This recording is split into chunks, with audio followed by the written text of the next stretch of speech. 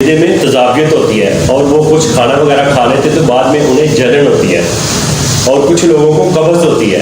जैसे कुछ लोगों को कब्ज़ तेज़ाबियत अक्सर रहती है।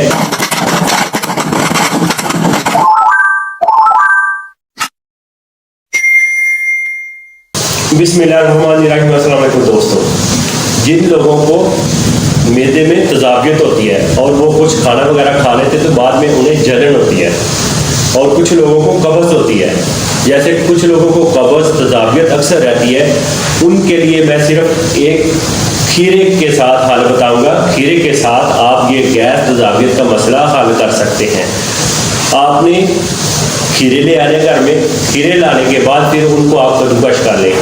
कद्दूकश आप नहीं करना चाहते तो वो आप ग्राइंडर जग में उनको डाल दें। ग्राइंडर जग में डालकर उनको आप ग्राइंड कर लें। जैसे आपको ईजी लगता है आप उसको कद्दूकश भी कर सकते हैं, आप उसको ग्राइंड भी कर सकते हो। इसको आपने किस तरीके से यूज़ करना है, जो आपकी मैदे की तेज़ाबियत और गैस और कब्ज़ का जो मसला है वो ठीक कर सकते हैं। आपने इसमें पानी ऐड नहीं करना। ये आपने 3 या 4 खीरे ले आएंगे तो उसके साथ आपका 1 गिलास जूस निकल आएगा। इसका आपने जूस निकाल लेना खीरे का। इसका आपने किसी तरीके से भी जूस निकाल लेना। निकालने के बाद फिर आपने सारा दिन किसी टाइम भी ये 1 गिलास आपने पी लेना है।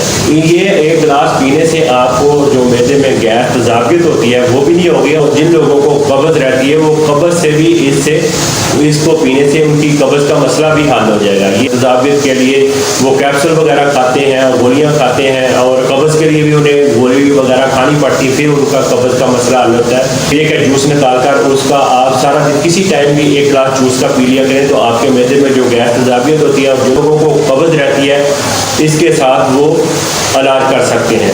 है ना, ये आसान सा तरीका और कब्ज़ का भी और साथ साथ आपकी मैदे की तेज़ाबियत का भी। उम्मीद करता हूँ मेरी वीडियो आपको अच्छी लगी होगी। इसको लाइक शेयर ज़रूर कर दिया करें। मेरे चैनल को भी सब्सक्राइब कर लें। मैं मिलूंगा एक और वीडियो के साथ। मुझे दे इजाज़त। अल्लाह हाफ़िज़।